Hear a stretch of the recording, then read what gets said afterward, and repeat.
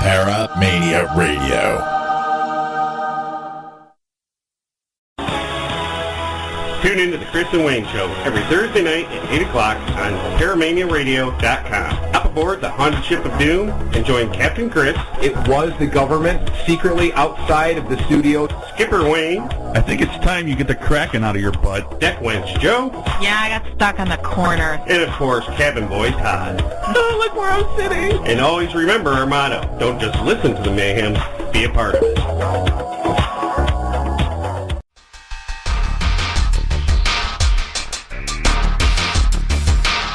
Hosted by forensic psychologist Sarah Soderlin and paranormal investigator David Erickson. State of Mind is a show that features mentalism, mystery, and modern psychology with twists of cognitive process and challenges of the mind. News, discoveries, banter, and guests that talk all things fascinating.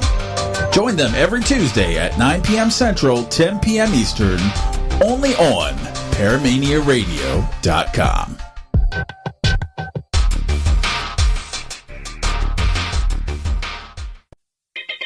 The views expressed and the opinions given by the individual hosts and their guests do not necessarily reflect those of Paramania, its affiliates, or its sponsors. You are listening to Paramania Radio.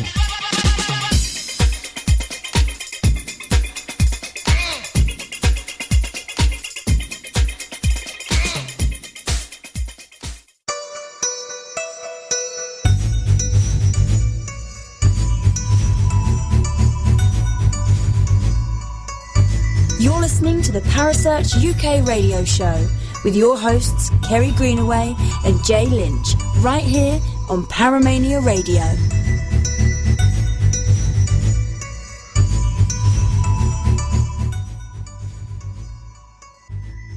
Good evening, everyone, and welcome back to the Parasearch UK radio show. I'm your host, and one of your hosts, Jay Lynch, with my lovely co-host or hostess with the mostest from the other side of the pond, Miss Kerry Greenaway. How are you this evening, hacker? I'm very okay. Thank you tonight. I'm not on fire tonight. I'm going to put it out there right now. I am not on fire tonight. Are you supposed to be a girl on fire or something? Normally. I've seen that movie. I know, normally I am, but tonight I'm a little slow. Well, we'll just chalk it up to that. Normally. Normal. Thanks for that. Cheers for that. You better not be slow. You better not be slow tonight, because I know you have brought a wonderful guest with you this evening, and I know that you guys are going to be taxing my brain, and wow, I'll let you go ahead with that. Okay, yeah, I've brought one of my friends along with us tonight. His name is Ashley Knibb. We have had him on before. Good evening, Ashley. Good evening. Hello. And you wished to talk about something, didn't you? Yes, we had an idea, didn't we? I love this. He's now putting this down to a we had this idea. I've learned previously coming on this show that we have to tie things together. Okay. I asked Ashley what he would like to discuss, and Ashley said, I'd like to talk about where the consciousness resides. To which I went, oh, God, really? And he went, yeah, let's do it. I was like, okay, then let's do it. So, Ashley, darling. Wow. I'm going to see how this starts out, see if I can even keep up with this conversation. All right, why ask that question is probably the first thing you probably say. Well, the first thing is, the main question that you ask in the paranormal when you look for ghosts is, obviously survival of death. And the main question that comes out of the back of that is, does consciousness survive bodily death? That's the main question that's been asked for over 100 years, which builds up the whole paranormal field as we know it. So understanding what consciousness is, where it hides, what it is, and how it fits into the whole aspect of it in my mind is probably halfway there to trying to figure out if it does survive death and all that kind of stuff. And are ghosts consciousness surviving death, or are they something else and things like that? So there's a whole lot of different avenues we can discuss off the back of this one little bit if you want. Silence. Well, I'm taking it in here, and so the consciousness. Then, when you say where, are you referring to in the actual body or in the universe? Right. So it's a great place to start. I mean, there's different understandings of where the consciousness is. Is it in the brain? Is it in the physical organ that resides within the body? Is it in the mind, or is there a mind-brain duality happening, or is consciousness something that's out there in the ether, in the universe? Is there a collective consciousness? Is there a universal consciousness, Kerry? All that kind of stuff. Do we have individual consciousnesses linked together? I mean, are they completely separate from each other? It's a whole lot of aspects of this, and without us really exploring this kind of part of it, I don't think we're ever going to get to the base grassroots of the paranormal field, to be honest with you. So my understanding is I think our technology is following consciousness, so to speak, as it sits. And I think things like the fact that we put our memories onto things like Facebook and social media, and then upload them onto a server somewhere that sits inside, and we call it the cloud, funnily enough, is also almost like a mirror image of what they used to call like the ether, and our memories floating around the ether and all this kind of stuff. So and I think that's where the consciousness comes. We had a discussion, I think, with Kerry and some others recently about that information floating around makes up snippets of who we are. So different people remembering different pieces of our lives creates the consciousness, in my mind. It creates like a stack of information that then reels off to make the person that we are. That makes sense. More silence. Yeah. I'm just. My brain has been absolutely taxed to the limit today, and now we're taking on this deep conversation. So I'm trying to grasp it all, and so basically, there's for lack of a better term, with everything about our energy and stuff, it goes into, like you said, the cloud, like how you upload all your pictures and all that stuff, the cloud. When our physical body dies, our energy, our soul, our essence, whatever you want to call it, uploads to the same consciousness, almost like a collective consciousness or a collective unconsciousness. That's right, yeah. My eyes twitching. Already, and we're only 7 minutes into the show. I thought we could either start with a bang because you dropped me in there, but hey, yeah. So basically, if you think about it this way, I like to use the technology theme because everyone seems to relate to it really well these days. Most people walk around with a phone in their hand doing something at some point about texting or whatever, and that link, that wireless link, if you like, that unphysical link to the rest of the world is, in my mind, is such a good mirror image of what we think consciousness is. So if you take it as you're the brain, and then your mind is your mobile phone, your smartphone, for example, and then every time you share something with the rest of the world through social media or something like that, you're chucking a piece of your memory out there that people then pick up on. The difference is in the real world is if you share a memory of somebody else, they've got that memory as well. So obviously if you pass away, they've still got that chunk of information that refers to you. And if you think about other people that have shared memories of you, I've got other chunks of memories of you, and then that builds up the consciousness that then becomes you. So people can pick up that information. So I think that when mediums go, or people go into different locations and they pick up spirits or ghosts, I mean, I'm posing the question, are we picking up spirits walking around as one single being, or are we picking up bunches of information from the ether or the collective consciousness, and then putting it all together, like to form that individual, so to speak? So if someone's got a memory of that or a knowledge of that person that was in that location, then that is what continues that energy on, rather than it being an actual spirit. Yeah. Yeah. So one of the analogies I use is like my granddad has now passed away, but I mean obviously my family have all got memories of him. People that knew him when he was alive have got memories of him, and I've shared memories of him with other people. For example, when he was alive and we were all kids, he used to have like a model railway in his garden, and I've shared that with friends and family and other people and that kind of stuff. I think I've mentioned it to you at one point, Kerry, didn't I? And now I've shared that with someone else. There's a chunk of him out there with other people, so it grows organically to different people. So you know that information. So if someone tries to tap into that information, there's more people that know that little snippet of information that then links the others together. And because I work in the IT industry, so my mind's thinking in a very computerized servers and all that kind of stuff, kind of orientation in the way that this fits all together. So the network map, if you like. So going on that theory, if you was to go and have a reading, ultimately that's one piece of information that should always be related because you've shared it with so many people. Yes. Yeah. And has that happened?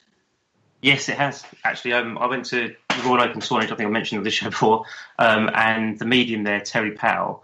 I was speaking to her, and she picked up a piece of information at that particular point in time that I didn't know, but my mum knew. It was actually a bit about my granddad, actually, about when he used to work on the buses and the uniform that he wore and all this kind of stuff, and that he had medals and that he went to work on a motorbike and these kind of pieces of information. At that point in time, I didn't know that about his history because that was before I was born. And I kind of not dismissed it, but kind of took it on board as like, thank you sort of thing for the information, but didn't recognise it. But then I spoke to my mum probably about an hour or so later, and she clarified it one after the other that it was correct. So it was that information for me. Although you could say, okay, his spirit was there and he was giving that information as confirmation, my other part of my mind is like, well, that information was also reached via my mum because she knew that. My mum's also a twin, so her twin would have known that as well. There's also a couple of cousins as well, which would have known that as well because their family was quite close. So there was multiple people that knew that piece of information, but I didn't know it because it was before I was alive. So there's those links that are non-local, if you like, but connected through me, family-wise, and sort of thing to get that information back. But bear with me, if the medium is reading the initial person, yep, then how does that work? Because you didn't know that. So if she's reading you, surely the upload or download would come from your link, not their link. I'm linked to them. Might not necessarily have that information at hand in my mind. So the link's there still. So it's like Google. She's unconsciously Googling my granddad somehow because obviously she's picked up something maybe from me. Maybe I've said something. Maybe there's a trigger. Maybe he's on my mind and that's what she's picked up. And then that's created this ethereal Google sort of search, if you like. So it's more like a network. So what you're saying is you're that link into that network of memory bank. I'm obviously linked. I'm obviously linked through DNA and that's my parents. So there's obviously this link that links us all together and things like that. And then you don't have to be touching someone to have that link because obviously if you're passed down through DNA, then obviously that's there. If you had an interaction with someone physically or seen someone physically and had a conversation with them, you've transferred information so that those links are then established, so to speak. So that those are possible conduits for information in my mind. So it all becomes the links to the possible interactions, and then they just spread out from there. Mind blown. Jay? Jay? I think we've done him. I think we mind blown him. I'm looking here in the chat room, and Michael H. in the chat room said, so if you copy a movie, is there more of that movie, quote, out there if you think of a movie as a memory? Yes. So if let's take the movie example. Say me and Kerry witness that movie, but I don't see the end part of it, but Kerry does. Then obviously, yes. If someone else tries to get that information is available from Kerry or some of it through me and all that kind of stuff. Is that what you mean by that?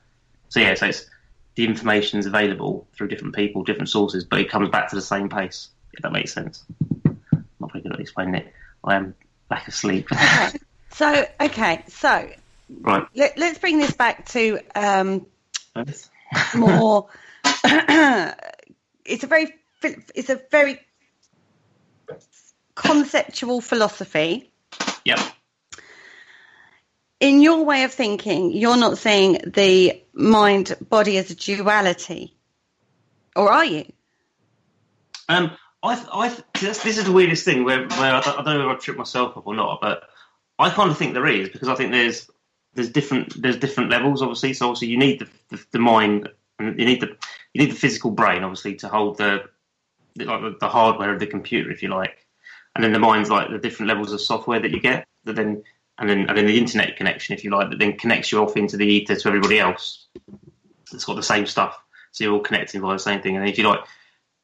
Say there is an ether and that's like the cloud, if you like, that's what you're all connecting through and passing the information, but the stuff isn't stored in the cloud because it's all stored in us, and all that kind of stuff. Now, the other aspect of this that I'm not entirely sure on exactly is the whole stone tape theory, because obviously the stone tape theory resides information in bodies of like organic stuff, like buildings and stuff like that. Yeah. That's a possibility, I think, but also at the same time, I don't think it's the same kind of information, because it's always seen as being like a video recording, like what we call like a residual, don't we? So I think maybe that information is stored differently, but I'm not 100% sure whether I buy into it, if that makes sense. But I think there's a duality between us in order to get that information, otherwise it wouldn't work properly. If that makes sense. Well, the 17th century French philosopher René Descartes said, you love my Latin on this one, guys. Cogito ergo sum, which means I think, therefore I am. That's correct. And he said that the mere act of thinking about one's existence proves there is someone there to do the thinking. Yes. And he had that mind-body duality, that the realms interact, and they interact through the pineal gland. Oh, right, so you're given a physical part of the mind, the brain, that does the mind bit. So Yeah, well, that is... In my work with crystals, the pineal gland, if that gets calcified, actually and blocks, that is what stops your psychic ability and the way you can link into energy. So they talk a lot in my little world of crystals and stuff of decalcifying your pineal gland. Yeah, I think they also say as well. I think it's also been researched by that meditation and that is good for the pineal gland as well, isn't it? So for all that kind of stuff. So I think. There's a definite link into that physical part of it, and possibly that particular part of the brain as well.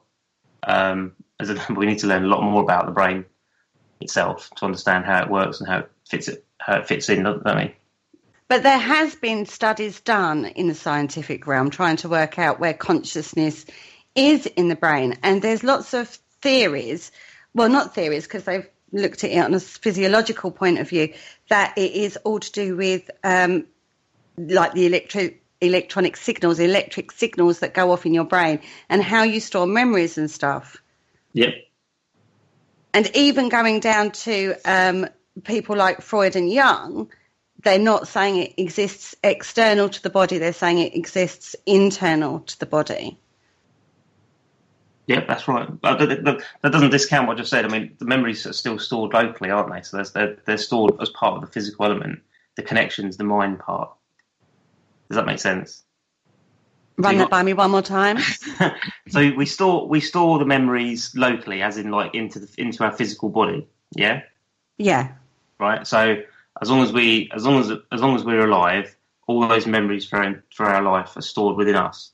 However, what I'm saying is those memories are also shared with other people. So whilst they're alive, they pick up, and obviously then they're passed on and stories and stuff like that about people in other people's lives. And I mean, my granddad's been dead well over 10 years, yet he still gets talked about, and there's still information out there about him because of that, and that happens with everyone out there. So what I'm saying is, yes, the memories are stored locally or internally, but the mind part is like our internet connection, if you like, off to the cloud or the ether that allows us to do that external connection.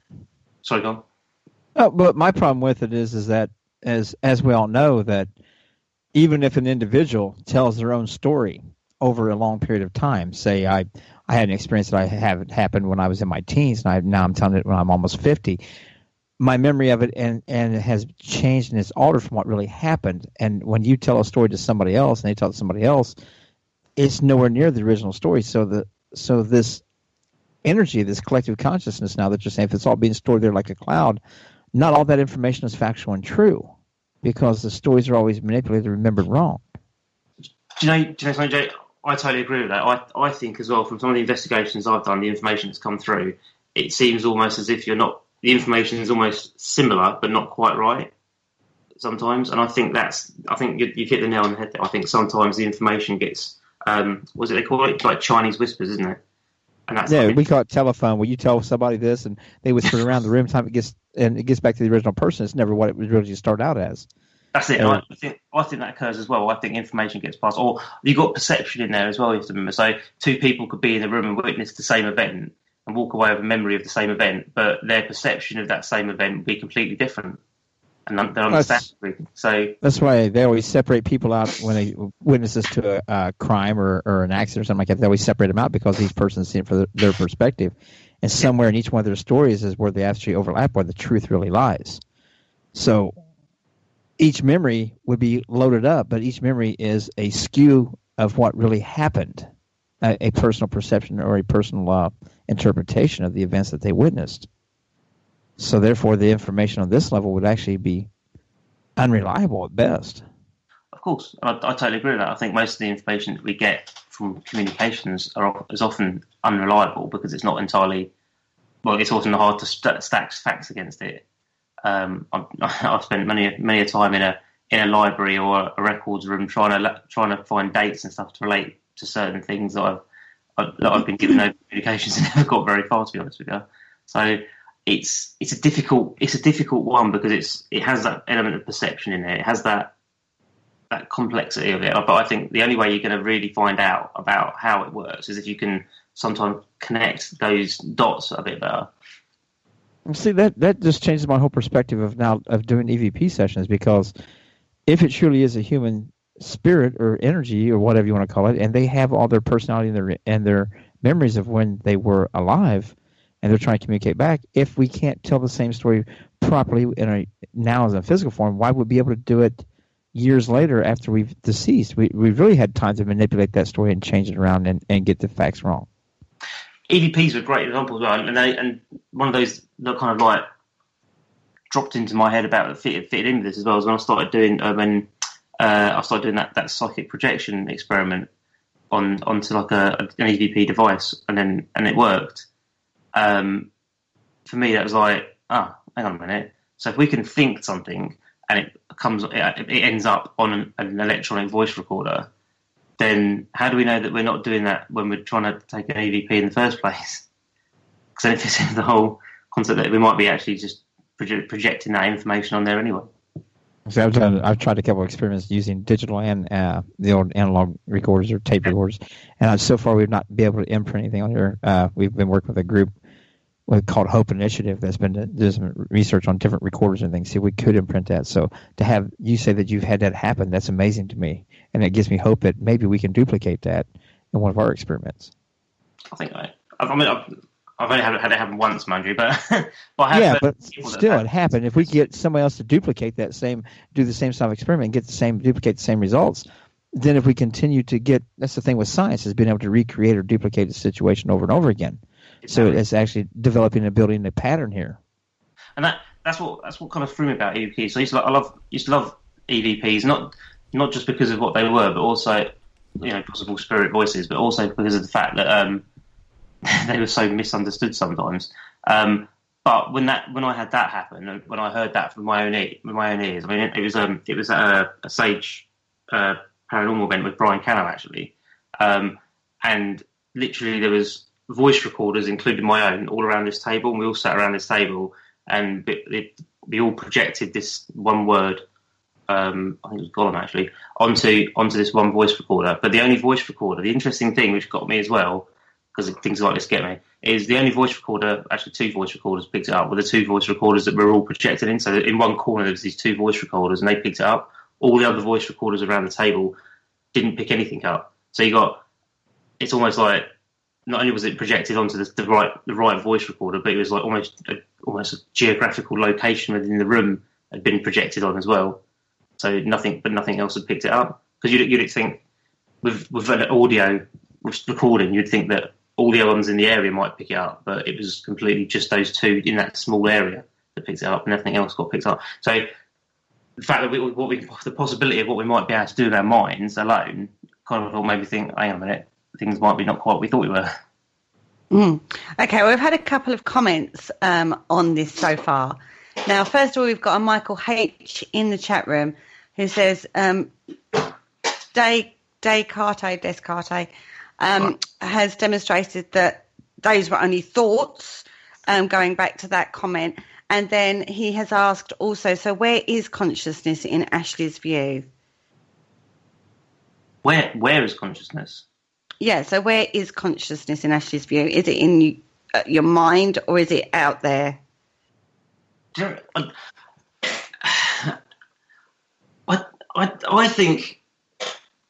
think it's more than. I don't think it's like. I don't think it's in us individually. I think it's more expanded. I think it's like everywhere, if you like, and all connected. Sounds a bit from all that kind of science talk. It sounds a bit fluffy, doesn't it? But I don't think. I think consciousness might be. If we knew that, we'd have the answers. But that's true. I think it's connected from us to everything, if that makes sense. More so than just. I think I'd be overstepping the mark if I said we all have individual consciousness and no one could touch them, kind of thing. Because I think it's more likely that we're all interconnected. We've just forgotten that we're all interconnected. Yeah.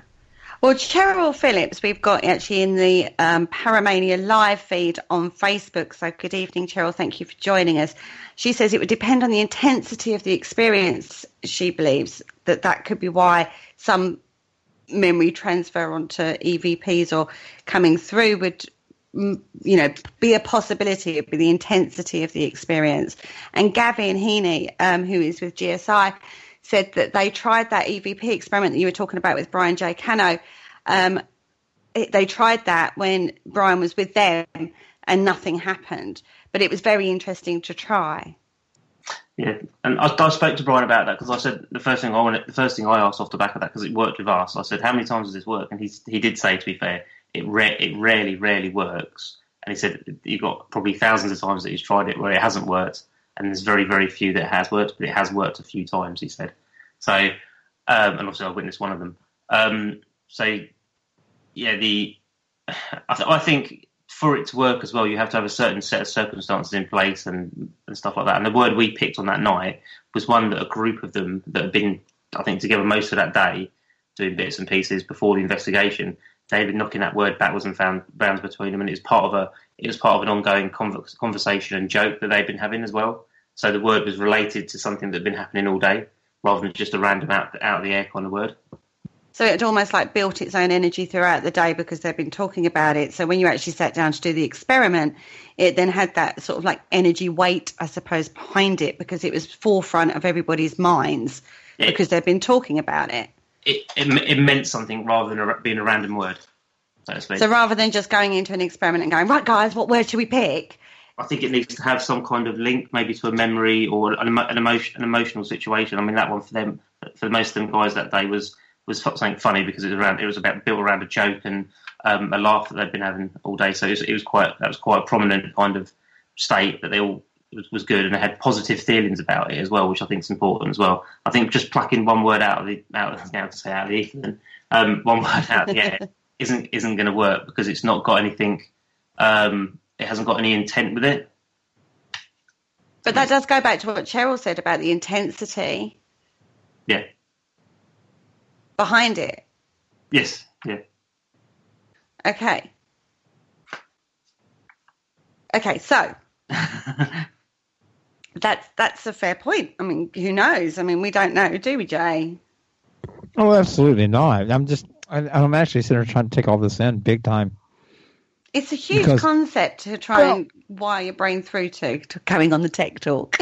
Well, but it builds off the two different things that we discussed before, the collective consciousness and the collective unconsciousness. So it's kind of like, but putting it into form as being like the cloud puts it in more of a conceptual idea for people to understand a little bit better, because it does put it in a tech form that most people think in nowadays. Mm. But when you look at like psychology, you've got your now you throw that word out. I love a bit of psychology. You've got your conscious, which is like your day-to-day sort of like being, your experiences, your conscious decisions that you make, that sort of thing. Then you have your subconscious, and then you have the dreams and memory banks. This is going according to Freud, I believe. But then Jung then took it to the next level and then started talking about another level below that, which was the collective unconscious. Mm-hmm. And then he even took it into the objective psyche, sorry.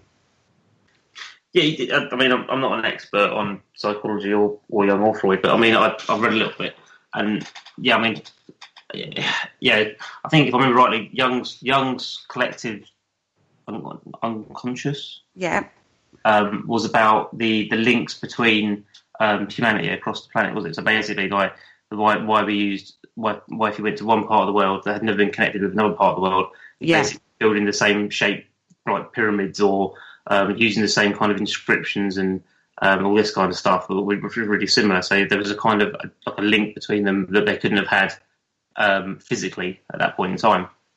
I think that's where his research came out back of it, which I think is quite fascinating, to be honest with you. But I think he also built off the back of that as well, because he also came up with the whole synchronicity theory as well, didn't it, on the sidetrack, not off of collective unconsciousness, but that came around the same sort of time as well. And I think that's quite a fascinating area of it as well, because that all kind of ties into things linking together, sort of thing, to be more than just a state of coincidence. So, Freud. I've not read lots on Freud, apart from the fact that he used to blame connections to your mother a lot. I mean, something like that. Well, he sort of started the ball rolling, really, and then Jung sort of like took it to the next level, from my understanding of from it all. But it was definitely more of an internal thing than an external thing. Sorry, when you say internal, do you mean like as in like within one person and not external to anyone else? Yeah. I think. I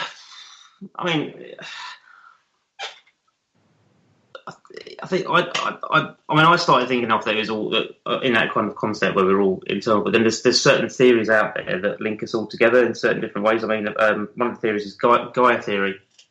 I don't know if you've ever heard of that. Have you ever read that? Kerry? No.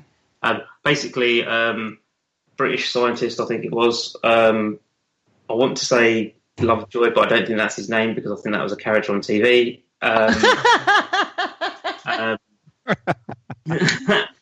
Something like that, James Lovejoy, James Lovelock, or something like that. He came up with the theory, basically, the original part of it, and basically it's that everything is connected. So everything is like a cog of something, of part of it. So everything on the planet is there to do something for the whole of the planet, and the planet is part of a.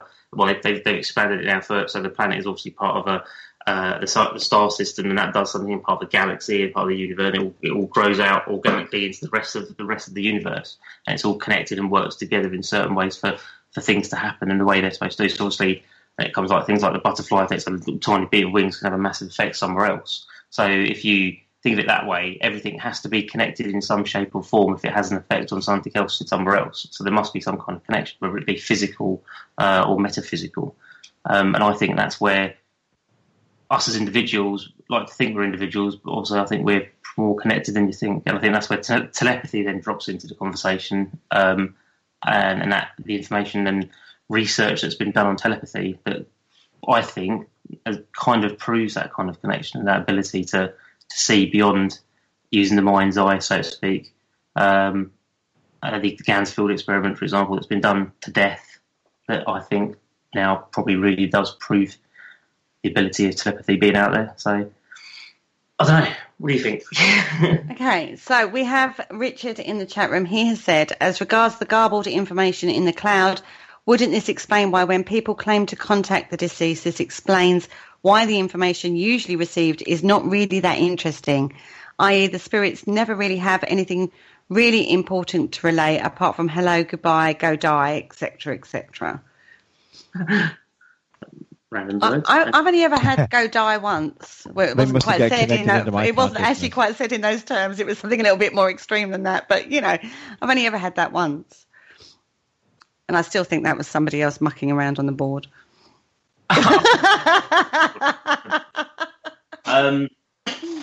Maybe that was connected into my subconscious. I was going to say maybe that was their subconscious telling me that.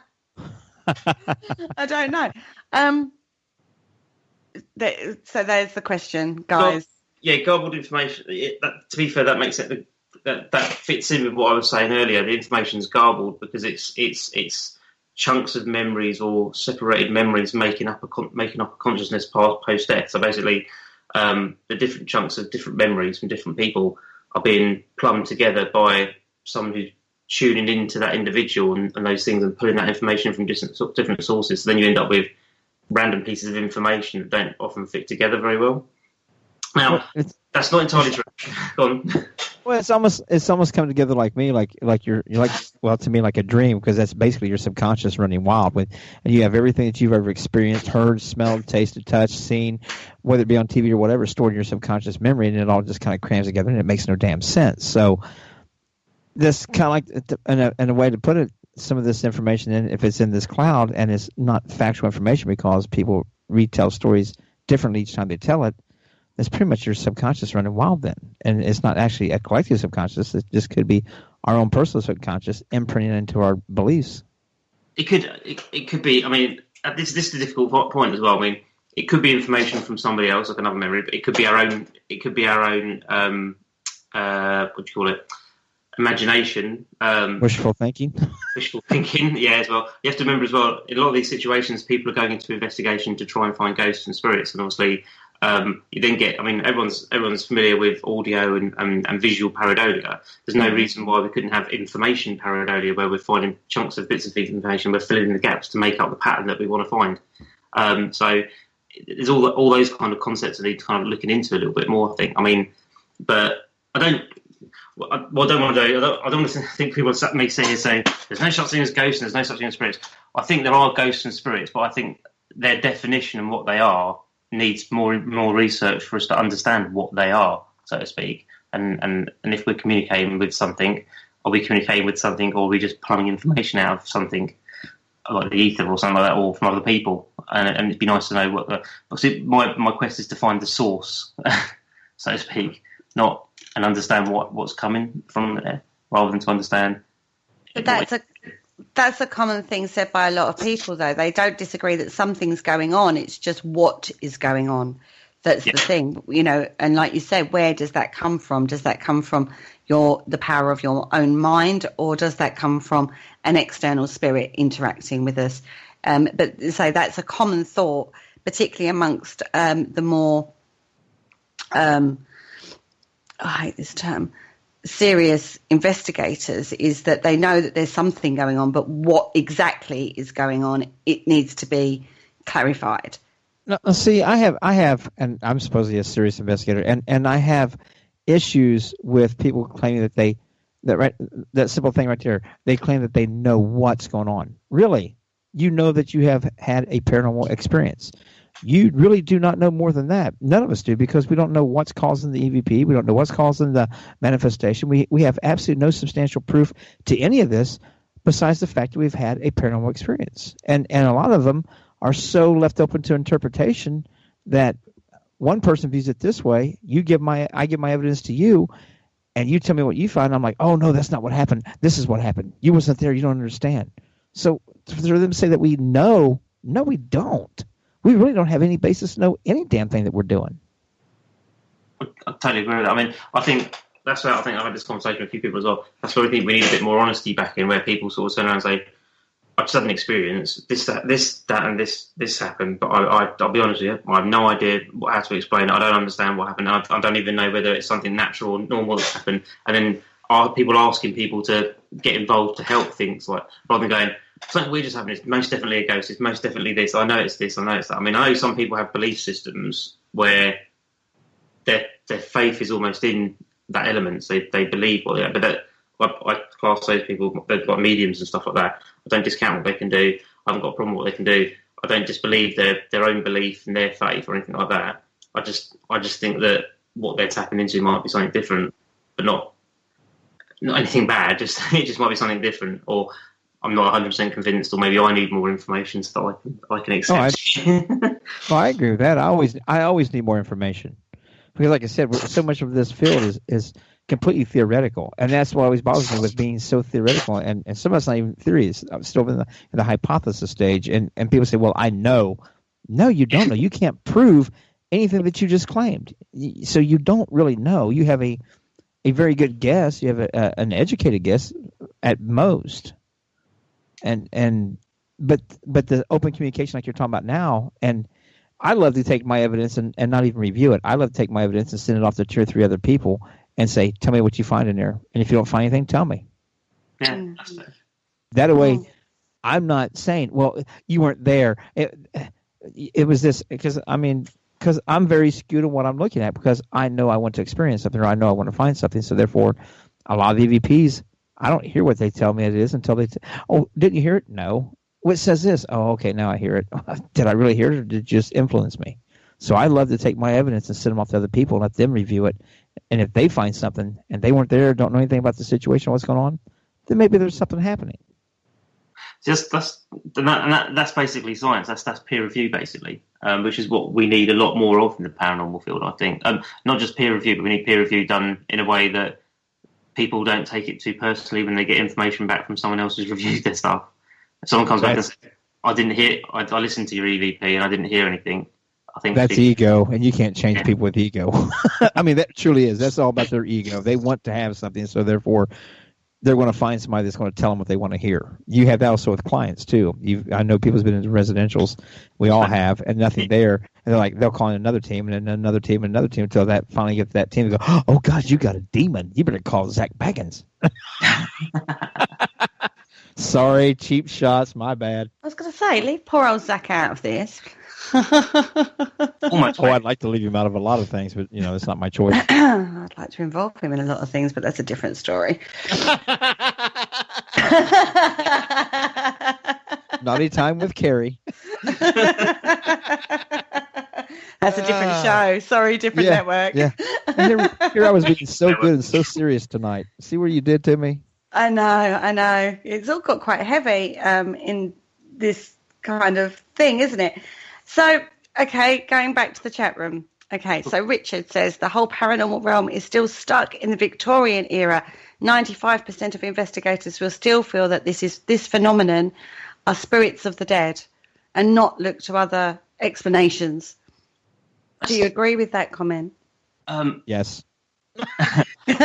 Simply. I agree, but let's not knock the Victorian time. I think that's a bit harsh, not them. I think they kind of helped start some bits and pieces rolling. I don't think we're stuck in that Victorian time. I think we're stuck in a loop. I think we're doing the same thing over and over and over and over again. And I think most of that is driven by TV shows and stuff like that at the moment, to be fair. I don't think it's just the Victorian times. I agree with both statements. Yeah, I do too. Teresa says, what if the collective consciousness, the collective unconscious, is an alternative realm and thoughts we think come from the collective unconscious are thin spots between the realms? Parallel universes. I mean, it fits into quantum theory. So, string theory and M theory and all those kind of lovely stuff that they do good, proper maths on. Possibility. I mean, it could be that kind of thing. I mean, it could be. I've talked to you before, Harry, about Thomas Fosco and stuff like that. I mean, basically, there could be literally another dimension, if you like, that fits with us. That is just literally information, and that's where this stuff's leaking through from. So there might not be an ether, but there might be another dimension that it comes from. So it could be all that work. Yeah, that's a possibility. Okay, another comment is Ashley alluding to the Akashic records with his ideas? Why do they always bring the Akashic records up? I don't know. I'm just reading the chat room, babe. I mean, if you talk about Akashic records and information and stuff like that, it kind of fits the same kind of bill. Yeah, so it does fit the same kind of thing as the Akashic records in that kind of respect. I think they kind of have a different description slightly. But I don't 100% think that. I mean, yes, it could be in a parallel universe and it could be information there. Yes, that's the Akashic records, or it could be, like I said originally, all this information is actually just stored in us, in our physical beings, and then just the snippets in different people because they pass different pieces of information between each other and are there for different memories, or people share different memories or pass information on, like I mentioned about. The information I shared with you, Kerry, about my granddad, and I've just shared with everybody about my granddad as well, actually, to be fair. So that doesn't have to necessarily be an Akashic records or another realm or another dimension. It could be that it's just in all of us and we're all connected together. I mean, we're all one race at the end of the day. Or as Cheryl Phillips said in the Facebook Live thing, ancestral memories. Yes. Yeah. That would definitely have it stored inside all of us if it was our way to go, Teresa. Just pop on your phone. Ancestral memories. That's what we needed was another company commercial playing throughout here. We're not getting paid by them. They can piss off with their commercial. Oh. But actually, Ancestral Memories actually ties into a guy that's done quite a bit of research on telepathy, which is a guy called Dr. Rupert Sheldrake. And he's got a theory called, what's it called now? Basically, in his theory, because he's a biologist by trade, by the way, in his theory, he says that the information from previous organisms, if you like to, because these biologists use terms like so, previous people, previous animals, previous plants, as they grow, they share that information almost telepathically, like a footprint, if you like, rather than passing it through DNA. So it's almost there. So then they can pass it within the same kind of people. So he believes in them. I can't remember what it's called now. That's going to bug me. What's his theory called? I'll carry on talking and I'll come up with it. It's not telephone telepathy. No. He's a proper theory that he came up with. Give me 5 minutes. I'll come. I'll get it for, because otherwise it will bug me for the rest of the night. The morphogenic universe. That's it. Morphic fields. That's it. Okay, so that was a quick Google there, guys. Good old Google. Yeah, I had that right on the tip of my tongue, but Michael H. in the chat room beat me to it. Yeah, I had no idea what the hell you was talking about. Yeah. I came up with all kinds of theories when I Googled it. All right, Michael H., I will read the chat room. I do apologise. I'm being told off in the chat. I've been told off so many times tonight. Oh, my goodness. That's going up into my iCloud bank, I'm telling you now. Okay. Sorry, Ashley, carry on. Morphic fields. Morphic, yeah, they got there before me. Morphic fields and morphic resonance is his theories, basically, and they postulate the possibility of information being transferred. I mean, I can't remember off the top of my head, but it kind of feeds into the whole aspect of evolution and all that kind of stuff, and how we can move from one gene to another and all this kind of stuff. It's quite a fascinating theory that kind of, it's one of those things that you read like quantum theory and then you think, well, that sounds a lot like the paranormal, to be fair. And it makes sense with Rupert Sheldrake because obviously he's a member of the SPR and obviously done a lot of research into telepathy as well. So I can understand where he came up with that one. So when you look at it, there's so many different theories and philosophies that feed into this idea that you work with. Yeah. Yeah, I like to read stuff and I take in a lot of information. I mean, I love like things like in quantum theory, things like Feynman's drawings and little squiggles that he came up with for quantum mechanics and stuff like that. And I think things like that could be used better in the paranormal in different places as well. And there's lots of different stuff that I read that I think that you find a resonance with stuff to do with the paranormal. I mean, I've mentioned it before, Thomas Fusco's theory as well. I've read that, and there's big parts of that fit in that kind of work well. The Akashic records, that kind of fits well as well, to be fair. Our technology, that seems to sit in it quite well as well. And if you think about it in a way, if you read Frederick Myers, who started the SPR, he's in his main massive piece of work, which is actually about the consciousness surviving bodily death. He actually mentions in there about genius and stuff like that, and how ideas and that can morph into realistic things. So, as in, like, so the ideas and the understanding we've probably had for centuries and millennia, if you like, has generated itself into the technology and the networks and the wireless networks and the cloud and that kind of stuff that we've got today.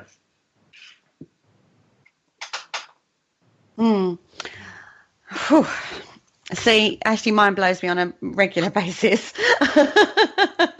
when we're talking, Jay. I told you. I'm still here. I'm just taking it all in. I mean, it's like I said, I've had a hell of a day today, and now you guys are pushing my brain in a different direction. So it's like, I told you needed to get your smarts out tonight. Well, you make me do that about every week anymore, and I'm getting to enjoy it. Right, okay. So how does this link in? Do we access different areas of the how do I word this? Bear with me, guys. So like when you work in different ways in like energy work, or when you do psychic work, or you do mediumistic work, how are you linking into this? Are you just mind reading, or are you just having telepathy, or are you linking into the network? Are you how? I think more recently. I thought. Does it make sense? Again, tired. Give me a chance. I think more in the terms of information, rather than, and by doing that, I think that begins to give you a different. Because if you think about everything, if you think about energy is a form of information. At the end of the day, everything we deal with is a form of information, and we're in an age as well as a race where information is key to everything that we do. We crunch data on a regular, daily, hourly, secondly, millisecond basis and stuff like that. We've got things like big data and statistical analysis out there, all that kind of stuff. And I think information is key to what we are and how we do things. I think if you want to talk about reading energy in a room and stuff like that, that's reading forms of information or how the energy is located, or if you want to call it, the information is how the room is and all that kind of stuff. And then you can formulate and understand how that works together, if that makes sense. So I think it's all about understanding it as being information or pieces of information and putting them together like a jigsaw sort of thing. So what's the best way to explain? Give me an example and I'll try and explain it. So if you're in a location and you work in, for example, if you go to a location and you've got one person that's working with a Reiki vibration, and then you've got another person that is working on a mediumistic level without a tool, and then you've got a third person that's working with a tool like a pendulum or crystals, or for example, there's just throwing examples out there. So you've got three different ways of working. Right. Is that because they've trained their minds to link into that network? Yeah. But they've approached it in different ways. Yep. They've just learned a different method, I suppose, of linking in. Yeah, so they've got an education, belief, faith system that's built of them to assist in understanding how they read the information, basically. So I'm not up there with Reiki stuff, and some of my friends will probably kill me for that, because I should know a bit more about Reiki. But mediumistically, their belief and understanding is that they're talking to a spirit, so the information materialises in their mind in certain different ways. I've had this conversation with a lot of people as well. Different mediums work different ways, so they'll see things, or they'll see words, or they'll just have words in their head, or they'll hear things and all that kind of stuff. You get different types of clair and all that kind of stuff. So the information presents itself in different forms for them. Pendulums, for example, the information. Again, that's something that's being held by someone. So do we interpret the information and then make movements ourselves that then confirm it to ourselves of what the information we're getting, because we're not 100% sure, like the medium is, so to speak. And then Reiki, again, I'm not 100% up on that, but I'm guessing they pick up some kind of resonance or vibrations, again, which they're associated with energy, but then that's the information that resonates. Is the information describes the energy, if they like, that they're picking up. So if it's all the same thing that they're picking up, which is unlikely to be, it's more likely in that kind of environment it's probably going to be different chunks of different things, but it could actually be all the same thing, if that makes sense. But their interpretation then plays a part, because you've got three different people you put in there. So their perception and their interpretation may then read three different spirits, when it might actually just be one formation of information that they're all tapping into. Or they could be tapping into information that's not even local. It could be completely somewhere else, so they've just managed to tap into somehow. Because this doesn't have to be localised. I think it can be work at a distance as well, because that's been proven as well with telepathy and stuff. So remote viewing, for example, is one of them. Yeah. No, I do agree with that. I think you could do it remotely as much as you can if you're actually in the location. So, okay. Going on from that, where am I going with that thought pattern? This is what happens when you get into my mind at midnight. I do a lot of this as well. I go, right, okay, let me simulate that and then move forward with that thought. This is like kind of a brainstorming that me and Ashley kind of do at like stupid o'clock time of the morning. So you've been privy to some special information tonight, guys, the way we talk. Okay, so you've got this, everyone's linking in, but they're linking in different ways because of the method that they've worked. And that does not include the natural energy vibration that's in the location, though, does it? Like from the Earth itself, you know, like when you look at the magnetics and the meteorologicals and the environment. Why would it not? See, Kerry, you better start winding this down because we got about 3 minutes left. So you definitely want people to be able to get a hold of Ashley and stuff and find out where they can purchase his books and things at. Yes, this is very true. Well saved. Thank you, Jay. I'm sure he'll send me a message later and say, right, explain. And I'm like, oh, God. Okay, so I'm going to share Ashley's website into the chat room. Check him out, guys, because he writes a blog on a regular basis on lots of different things. And he's so interesting with some of his points of view. And he does approach things from a completely different perspective to other people that we've come across in the field. And these are the sort of ideas that we need in the field to help progress the field. Isn't that right, guys? Yes, very so. I mean, it's cooler now. You go check it out. Thanks, Jay. No, it is. It's awesome. Ashley has also written some mini books about his experiences investigating, as well as some of his theories. And he's also written the Paranormal Investigator's Journal, which is a tool that you can use out there when you're actually investigating, which helps you document your investigations. And you can buy all of those through Ashley's website, which is I've just shared into both chat rooms. Oh, goodness me. Mind blown a little bit again. Sorry. That's okay. You can blow my mind anytime. Oh, it's one of those shows. Well, we're running out of time on that note. So thank you for joining us again tonight, Ashley. I do appreciate it. And thank you for making me push my brain to another level. Thanks, you guys for listening. Y'all stick around, listen to the Chris and Wayne show. They are coming on next. Absolutely wonderful show. And Kerry, thank you again for this week. I appreciate it, love. Oh, you're very, very welcome. Next week, guys, we've got another English friend of mine coming on. His name is Graham Smith. And trust me, you want to talk about data. Our lovely little Graham will be telling us all about that. And he's very, very interesting. Again, we're going to have to get our smarts on next week. He's one of my friends. You guys are killing me with this smart. I'm going around one by one, nicking all of Ashley's friends. Thank you guys again. Y'all have a great night. Cheers, thank you. Night. Night. It's not. Thank you for listening. Don't forget to join us for more shows throughout the week. Find us on Facebook, Twitter, and the World Wide Web to keep up to date with all the shows right here on Parasearch Radio.